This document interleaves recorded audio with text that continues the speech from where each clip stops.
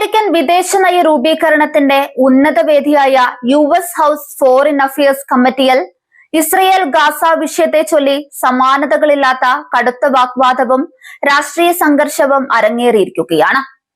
US. State secretary Marco റൂബിയോയും പ്രമുഖ democratic പ്രതിനിധി മഡ്ലിൻ ഡീനും തമ്മിൽ നടന്ന അതീവ രൂക്ഷമായ ഈ മുഖാമുഖം അമേരിക്കൻ രാഷ്ട്രീയ ലോകത്തെ ഒന്നടങ്കം പിടിച്ചുലച്ചിട്ടുണ്ട്. ഗാസയിലെ മാനുഷിക പ്രതിസന്ധി കൈകാര്യം ചെയ്യുന്നതിൽ ബൈഡൻ ട്രംപ് ഭരണകൂടങ്ങളുടെ നയങ്ങൾ പൂർണ്ണ പരാജയമാണെന്ന് ആക്രോശിച്ചുകൊണ്ടാണ് മഡ്ലിൻ ഡീൻ ചർച്ചയ്ക്ക് തുടക്കമിട്ടത്. തികച്ചും പരാജയപ്പെട്ട ഒരു വ്യവസ്ഥിതി എന്നാണ് ഗാസയിലെ ഇപ്പോഴത്തെ സാഹചര്യത്തെയും അമേരിക്കയുടെ വിദേശ നയത്തെയും വിശേഷിപ്പിച്ചുകൊണ്ട് പ്രതിനിധി മഡ്ലിൻ ഡീൻ നേരിട്ട് കുറ്റപ്പെടുത്തിയത്. യാതൊരുവിധ ഒളിച്ചുകളികൾക്കും മുതിരാതെ ഗാസയിൽ ദിവസേന അരങ്ങേറുന്ന ദാരുണമായ മാനുഷിക ദുരന്തങ്ങളെക്കുറിച്ച് അവർ സ്റ്റേറ്റ് സെക്രട്ടറി മാർക്കോ റൂബിയോയോട് നേരിട്ട് ചോദ്യങ്ങൾ ചോദിച്ചുകൊണ്ട് കടുത്ത സമ്മർദ്ദത്തിലാക്കി. ഗാസയിൽ ഇസ്രയേൽ പ്രതിരോധ സേന നടത്തുന്ന സൈനിക നടപടികളുടെ ഉത്തരവാദിത്തയും സുതാര്യതയും കുറിച്ചായിരുന്നു മഡ്ലിൻ ഡീനിന്റെ പ്രധാന ചോദ്യങ്ങൾ.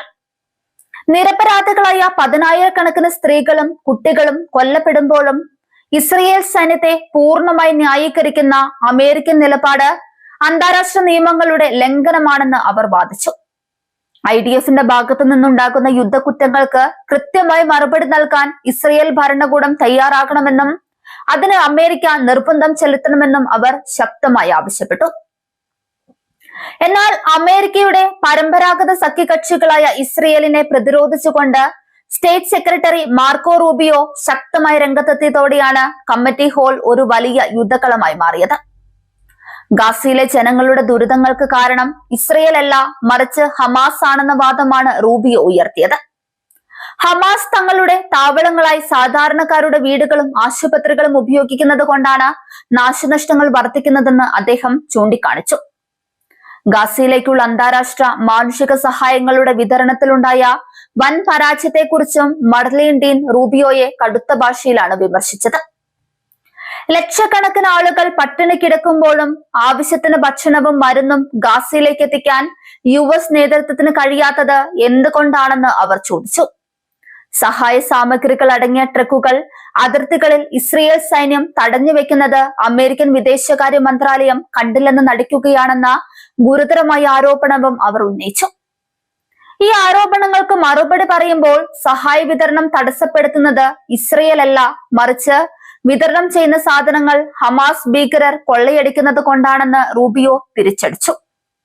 സാധാരണക്കാരിലേക്ക് സഹായം എത്താതിരിക്കാൻ ബോധപൂർവമായ ശ്രമങ്ങൾ നടക്കുന്നുണ്ടെന്നും അത്തരം കാര്യങ്ങളിൽ ഇസ്രയേൽ സൈന്യത്തെ മാത്രം കുറ്റപ്പെടുത്തുന്നത് ശരിയല്ലെന്നും അദ്ദേഹം വ്യക്തമാക്കി. ഗാസയിൽ ഇപ്പോൾ നടക്കുന്ന കൂട്ടക്കുരുതിക്ക് യഥാർത്ഥത്തിൽ ആരാണ് ഉത്തരവാദി എന്ന കാര്യത്തിൽ ഇരു നേതാക്കൾക്കും വ്യത്യസ്തമായ അഭിപ്രായങ്ങളാണ് ഉണ്ടായിരുന്നത്. മഡ്ലിൻ ഡീൻ ഇസ്രയേലിന്റെ അമിതമായ സൈനിക ശക്തി പ്രയോഗത്തെയും അതിന് പച്ചക്കൊടി കാട്ടുന്ന അമേരിക്കൻ നയങ്ങളെയും കുറ്റപ്പെടുത്തിയപ്പോൾ റൂബിയോ ഭീകരവാദ വിരുദ്ധ പോരാട്ടത്തിന്റെ പ്രാധാന്യത്തെക്കുറിച്ചാണ് സംസാരിച്ചത്. ഈ കടുത്ത വാഗ്വാദം അമേരിക്കൻ കോൺഗ്രസിനുള്ളിലെ വലിയൊരു ആഭ്യന്തര ഭിന്നതയാണ് പുറത്തു കൊണ്ടുവരുന്നത്.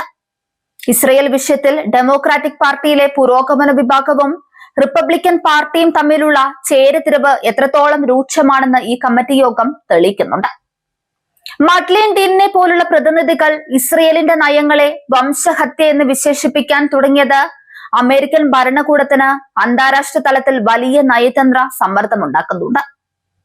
സ്വന്തം ജനപ്രതിനിധികൾ തന്നെ സർക്കാരിന്റെ വിദേശ നയത്തെ പരസ്യമായി വെല്ലുവിളിക്കുമ്പോൾ ലോകരാജ്യങ്ങൾക്ക് മുൻപിൽ അമേരിക്കയുടെ വിശ്വാസ്യത ചോദ്യം ചെയ്യപ്പെടും. തത്സമയം സംപ്രേഷണം ചെയ്ത ഈ കമ്മിറ്റി നടപടികളുടെ ദൃശ്യങ്ങൾ സോഷ്യൽ മീഡിയയിലും അന്താരാഷ്ട്ര മാധ്യമങ്ങളിലും വലിയ രീതിയിലാണ് പ്രചരിക്കുന്നത്. US ഭരണകൂടത്തിന്റെ തലപ്പത്തുള്ളവർ തമ്മിൽ ഇസ്രയേൽ യുദ്ധത്തെ ചൊല്ലി ഇത്രയും രൂക്ഷമായ ഒരു ഷൗട്ടിംഗ് മാച്ച് സമീപകാലത്തൊന്നും ഉണ്ടായിട്ടില്ല എന്നാണ് രാഷ്ട്രീയ നിരീക്ഷകർ വിലയിരുത്തുന്നത്. കമ്മിറ്റിയിൽ ഉയർന്നു വന്ന ഈ കടുത്ത വിമർശനങ്ങൾ വരും ദിവസങ്ങളിൽ US സ്റ്റേറ്റ് ഡിപ്പാർട്ട്മെന്റിനെ തങ്ങളുടെ ഗാസ നയങ്ങളിൽ ചില മാറ്റങ്ങൾ വരുത്താൻ പ്രേരിപ്പിച്ചേക്കാം. ഇസ്രയേലിന് മേൽ മാനുഷിക സഹായങ്ങൾ അനുവദിക്കാനുള്ള സമ്മർദ്ദം ചെലുത്താൻ വാഷിംഗ്ടൺ നിർബന്ധിതരായേക്കും. എന്നാൽ ഹമാസിനെ പൂർണ്ണമായി ഇല്ലാതാക്കാതെ യുദ്ധത്തിൽ നിന്ന് പിന്നോട്ടില്ലെന്ന നിലപാടിൽ ഉറച്ചു നിൽക്കുന്ന ഇസ്രയേൽ പ്രധാനമന്ത്രി ബെഞ്ചമിൻ നെതന്യാഹുവിനെ സ്വാധീനിക്കാൻ അമേരിക്കയ്ക്ക് എത്രത്തോളം കഴിയുമെന്നത് കണ്ടറിയണം. ഈ രാഷ്ട്രീയ നാടകങ്ങൾ തുടരുമ്പോഴും ഗാസയിലെ സാധാരണക്കാരായ ജനങ്ങളുടെ ദുരിതങ്ങൾക്ക് യാതൊരു കുറവുമില്ല എന്നതാണ് യാഥാർത്ഥ്യം. പാർലമെന്റിലെ ചൂടേറിയ ചർച്ചകൾക്കും ചീത്തവിളികൾക്കും തങ്ങളുടെ വിശപ്പും ഭയവും മാറ്റാൻ സഹായിക്കില്ലെന്ന വികാരം പല മനുഷ്യാവകാശ സംഘടനകളും പങ്കുവെക്കുന്നുണ്ട്. പ്രായോഗികമായ വെടിനിർത്തലിനും സമാധാനത്തിനുമാണ് മുൻഗണന നൽകേണ്ടതെന്ന് അവർ ഓർമ്മിപ്പിക്കുന്നു. US ഹൗസ് ഫോറിൻ അഫയേഴ്സ് കമ്മിറ്റിയിൽ മഡ്ലീൻ ഡീനും മാർക്കോ റൂബിയോയും തമ്മിൽ നടന്ന ഈ ഉഗ്രൻ പോരാട്ടം ഇസ്രയേൽ പലസ്തീൻ വിഷയത്തിൽ അമേരിക്കൻ രാഷ്ട്രീയത്തിൽ നിലനിൽക്കുന്ന കടുത്ത അമർഷത്തിന്റെയും ഭിന്നതയുടെയും നേർചിത്രമാണ്. വായടപ്പിക്കാനും ഉത്തരം പറയിപ്പിക്കാനുമുള്ള ജനപ്രതിനിധികളുടെ ആക്രോശങ്ങളും ഭരണകൂടത്തിന്റെ പ്രതിരോധങ്ങളും വരും ദിവസങ്ങളിൽ അമേരിക്കൻ വിദേശ നയത്തെ ഏത് ദിശയിലേക്ക് നയിക്കുമെന്ന് ലോകം ഉറ്റുനോക്കുന്നു.